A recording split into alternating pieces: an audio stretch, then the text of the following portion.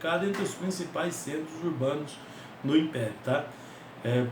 Comparada a Corinto, a Roma, por causa da sua estratégia, ou Antioquia, ou Antioquia, né, da Síria, ou Alexandria, lá no Egito, né?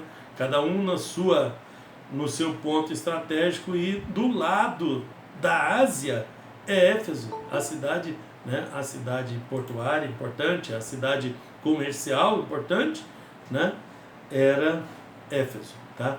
Ostentava um grande templo lá, o templo de Artemis, que era Diana dos Efésios, que era uma das 7 maravilhas do mundo antigo, tá?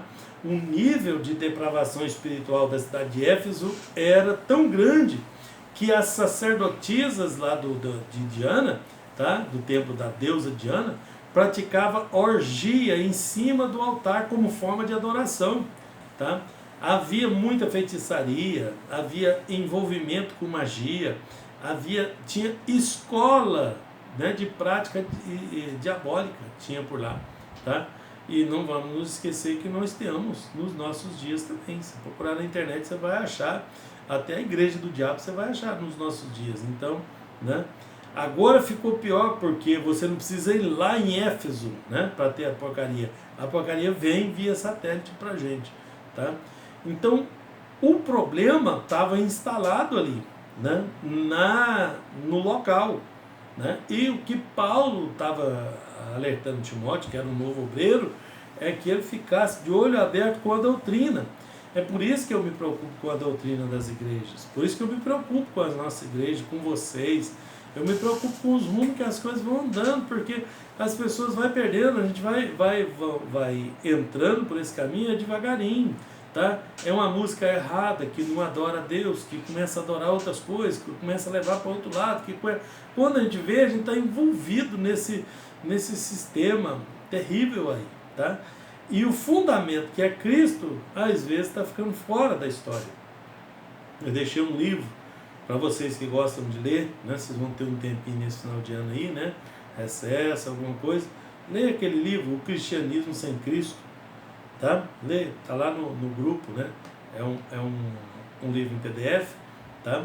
Leia aquele livro, vocês vão ver, é de arrepiar, tá? Aquele livro lá é de arrepiar. Então nós temos que tomar cuidado nos nossos dias, porque não tem nada diferente do que havia no tempo de Paulo nos nossos dias aqui, ó.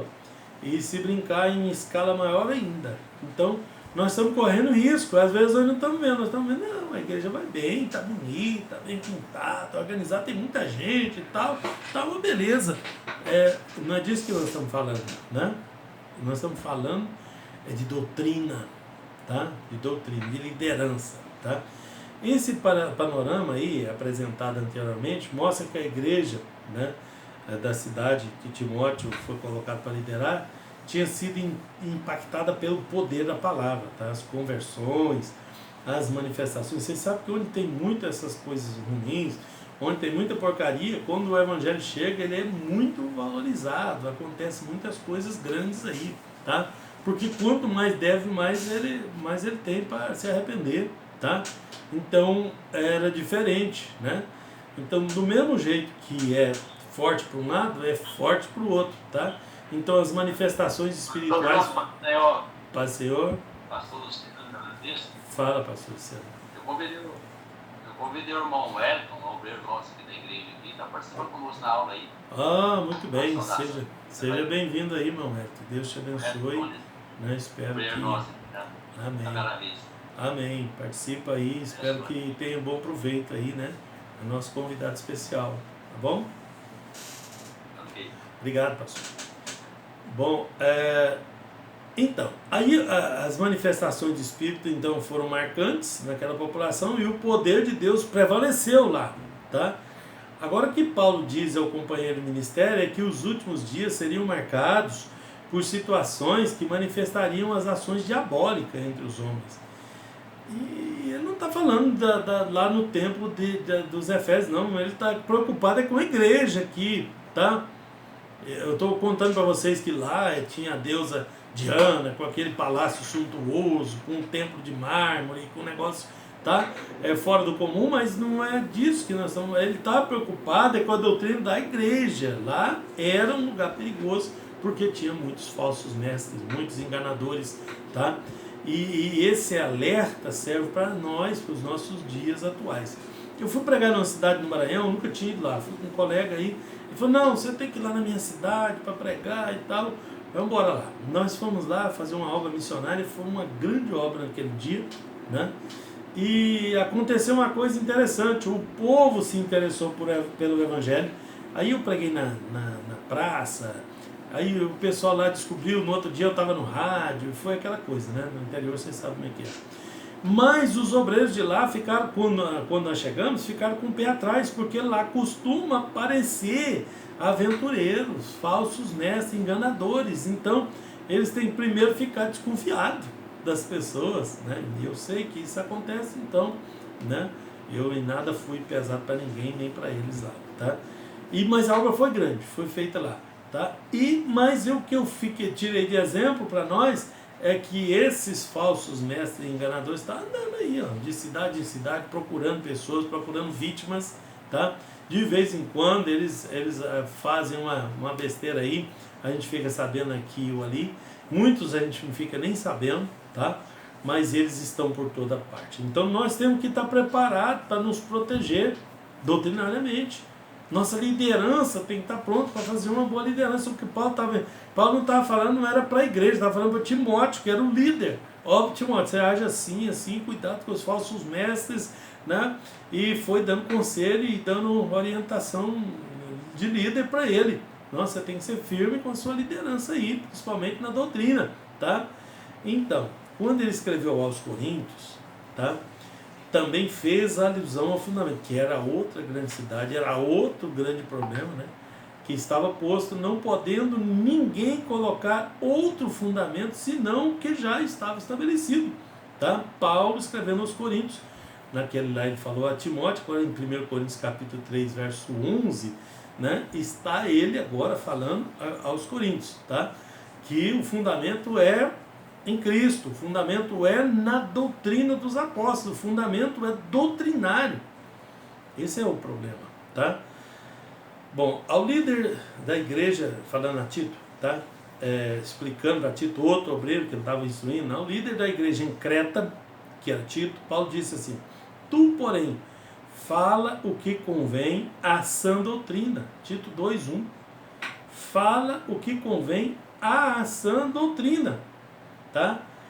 Então é isso, nós temos que aprender doutrina, nós temos que aí hoje as pessoas ocupam o tempo da igreja com tanta coisa que não serve para nada, com tanto entretenimento, com tanto secularismo, com tanto humanismo, é tanta maneira de querer agradar as pessoas. Gente, a igreja não está lá para levar entretenimento, não. Quem faz isso é o palhaço, é o circo, é o teatro. A igreja está lá para levar doutrina, a palavra de Deus. Se a gente tentar agradar as pessoas, a gente vai acabar desagradando a Cristo. Por quê? Porque nós vamos ter que pular por cima da doutrina para agradar as pessoas. Humanismo, secularismo e coisas desse tipo. Agora, no final do ano, todo mundo se ajuntando aí, querendo fazer isso, fazer aquilo. O costume é fazer assim, o costume é... E cadê? E aí Cristo vai ficando de fora das ações. Esse é o problema. As doutrinas foram anunciadas, doutrinas fundamentais.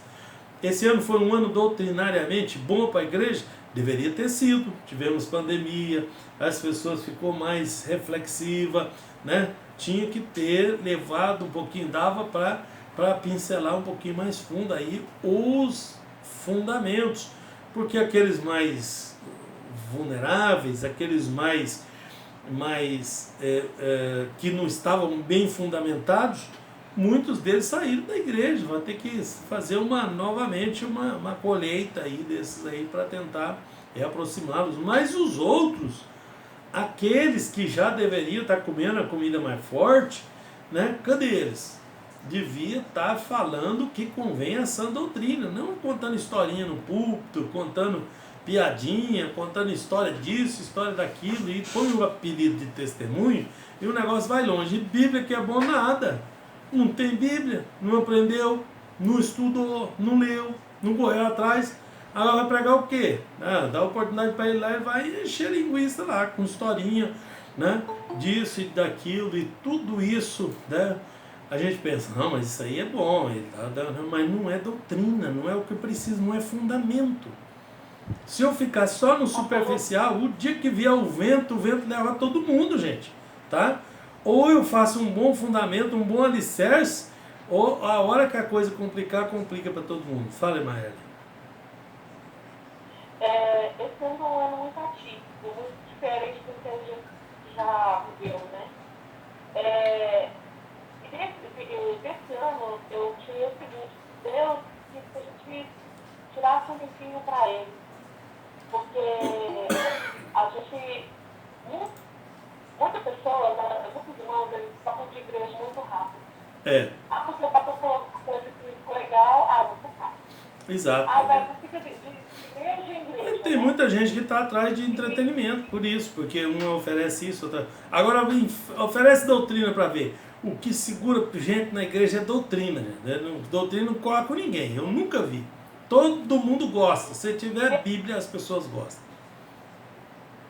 Sim. E Deus tem deu oportunidade para muita gente ocupar, né? Quando você vai pegar o Covid, para orar, ajoelhar, né? Falar um pouco mais com Ele. Então, assim, essa pandemia veio para quem é realmente crente, no chão e parar. Ficar mais forte ainda, né? Entendeu? E quem está fraco, enfraquecer mais ainda, né? Eu vou contar uma coisa que Deus me revelou. Vou contar para vocês aqui, tá? Eu fui na convenção da Igreja Assembleia de Deus Madureira em Anápolis. Quando eu cheguei na igreja, entrei na igreja e vi os nossos pastores, todos, grandes, pequenos, todo mundo de máscara, escondido atrás daquela máscara lá, o Espírito de Deus falou no meu coração, está todo mundo de castigo. Veja uma coisa interessante, que ele não me revelou mais que isso, quer dizer, era tão óbvio, olha, fala para a igreja que está todo mundo de castigo, né? E todo mundo vai entender. Será que todo mundo vai entender mesmo se eu chegar e falar, gente, nós estamos de castigo? Quem fica de castigo? Quem não fez o que devia fazer, ou quem fez coisa errada, não é esse que deveria ficar de castigo? Pois o Senhor me mostrou que a igreja estava de castigo. Pode? Então isso veio para nos alertar também, para nos sacudir também, falar, peraí, acorda aí, né? Tu fala da sã doutrina, porque o negócio está complicado, tá? Está complicado doutrinariamente. Então nós temos que estar com nossos olhos bem abertos acerca dos assuntos que nos interessam, que é a obra de Deus e as doutrinas cristãs, tá? Nos textos que antecedem esse registro aí de Tito, tá? O apóstolo Paulo estava demonstrando ele a colocar em ordem aí a doutrina, a pregar a doutrina, tá? E ainda restava, né? E dessa forma também instituir outros líderes para o trabalho naquela cidade, orientando ele a reter firme a fiel palavra. Reter firme a fiel palavra, que é conforme a doutrina, pois ela o tornaria poderoso para combater os contradizentes. Então, o que combate os contradizentes? Palavra, fiel doutrina. As pessoas têm que saber, têm que estar dentro desse espírito aí, tá? Porque aí vem o que promove a falsa doutrina, a apostasia, mas eu vou pular essa parte, porque eu ainda tenho umas coisas importantes para falar para vocês aqui. Vou pular lá para a página 60 e... Deixa eu ver aqui. Que não quer ser 62. No finalzinho da 62 aí. Tá? Você já contou, pastor? Sim. Contou o quê? O que Deus já contou? Contei. É uma coisa só. Acabou a bateria? Não, foi uma coisa... De novo. Pois é. Aí depois eu te conto. Tá gravado, tá? Eu vou colocar o vídeo aí. No 47, no 47 minutos tá gravado. Tá? Tá bom. Bom, no finalzinho da página 62, tá? No finalzinho da página 62, fala assim: a sabedoria humana é descartada por Paulo quando o assunto é evangelho, cuja finalidade era manter a cruz de Cristo centralizada e não vazia. Então, a cruz ela tem que estar no meio, no centro da nossa pregação, no centro da nossa oração, no centro do nosso louvor, tá?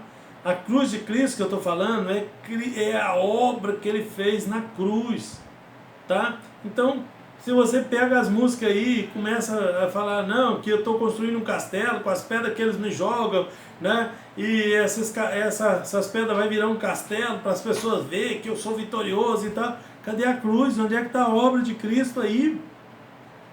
Tá vendo? Então, eu estou falando uma música, mas e a pregação?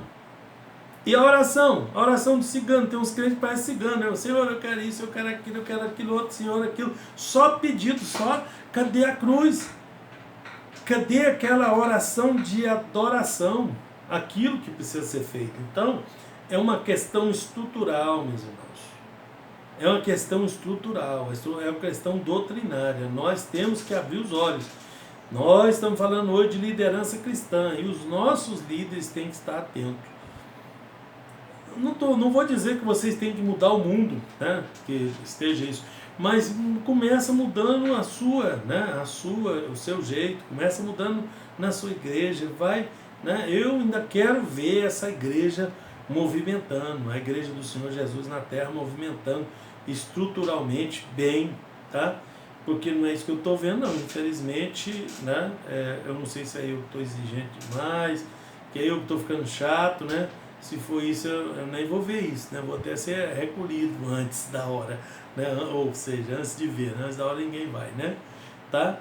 Então, essa finalidade, né? O poder de Deus, os seus princípios, né?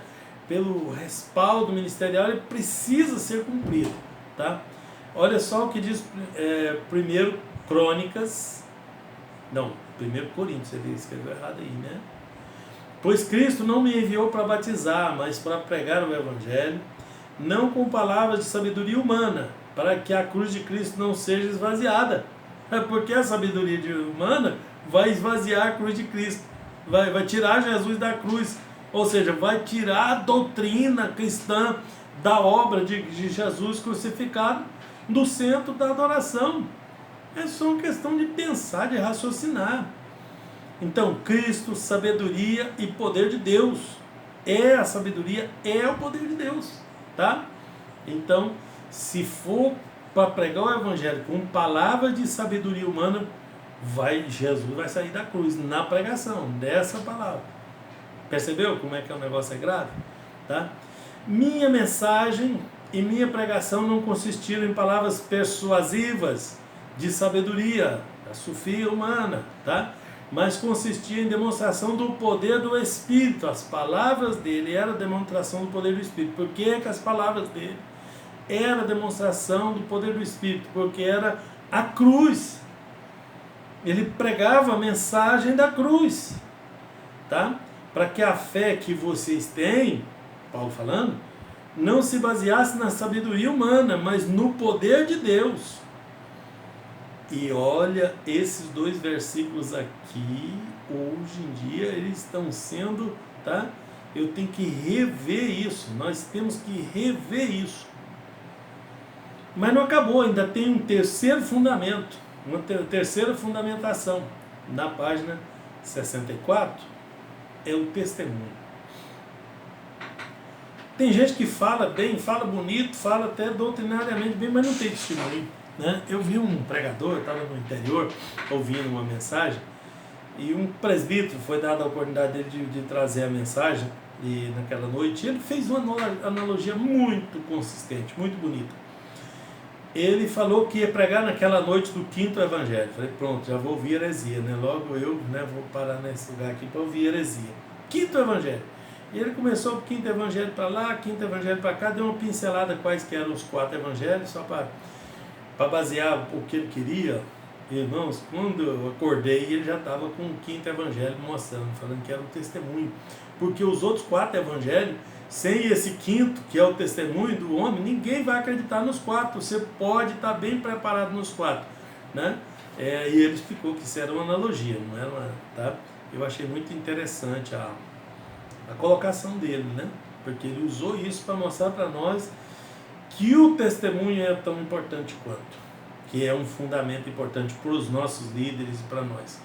O testemunho era algo que o apóstolo sempre exortou a conservá-lo, moldado nos costumes cristãos. Por isso que a igreja é tão exigente com relação ao testemunho, tá? A vivência da pessoa, como é que ele vive em sociedade, como é que ele, né? Muita gente acha hoje, não, mas ninguém tem nada a ver com isso, né? Ninguém tem nada a ver com a minha vida, mas tem a ver com a minha, tem a ver com a sua, tá? Porque o cristianismo é um cristianismo social, sociedade, tá? E o nosso testemunho no meio da sociedade conta também, é um dos fundamentos, tá?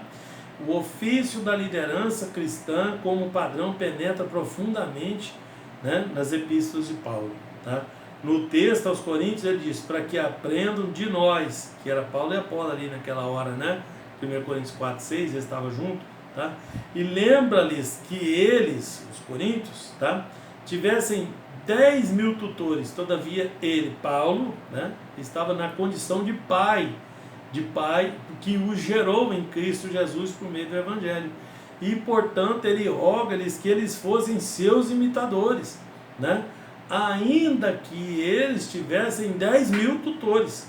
Paulo reivindica que eles fossem seus imitadores. Agora, como é que eu vou reivindicar que alguém seja meu imitador se eu mesmo não tenho testemunho? Se eu mesmo não consigo ter um testemunho consistente, né? Então, essa é a premissa dele. Falou, olha, sejam meus imitadores, como eu sou de Cristo. Então, aos Filipenses ele faz a mesma coisa, Filipenses 3, 16, 17, tá? Aos Tessalonicenses ele aparece com a mesma proposta, tá? Então a proposta dele é que as pessoas os imitassem. E para que alguém nos imite, nós temos que estar com um bom testemunho, nós temos que ter um bom testemunho, tá? Algumas ideias foram concebidas a respeito do comportamento de pessoas com relação ao próximo, ainda no primeiro século da era cristã, tá?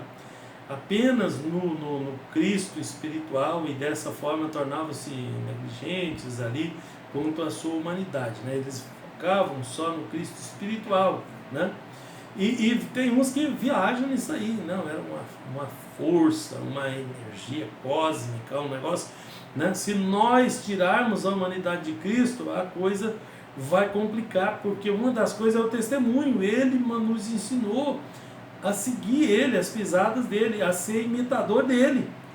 O próprio Paulo dizia, sejam meus imitadores como eu sou de Cristo.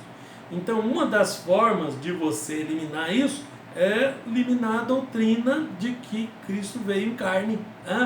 Doutrina importante, porque se eu considerar só o Cristo espiritual, eu vou perder a sua humanidade. Os resultados dessa forma de doutrina eram evidenciados na aplicação da ética e da vivência cristã, levando João a escrever que não era possível amar a Deus e odiar o próximo, e assim permanecer na verdade. Jesus foi totalmente humano, deixando o exemplo, tá? Não apenas na aplicação, né, na sua espiritualidade, mas também no testemunho, na prática, tá, da sua humanidade. Se anulassem o Jesus homem, logo não tinha necessidade de copiar o testemunho dele, tá? Eu disse para vocês, gente, qualquer doutrina bíblica que for anulada, que for contestada, que se a pessoa ficar em dúvida, ela já vai ser um problema, tá?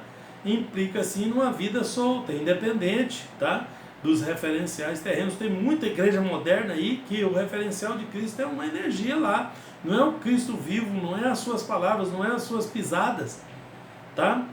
Porque aí fica solto, é independente, tá? Independente do testemunho. Então, o testemunho é uma ponta importante da liderança cristã também.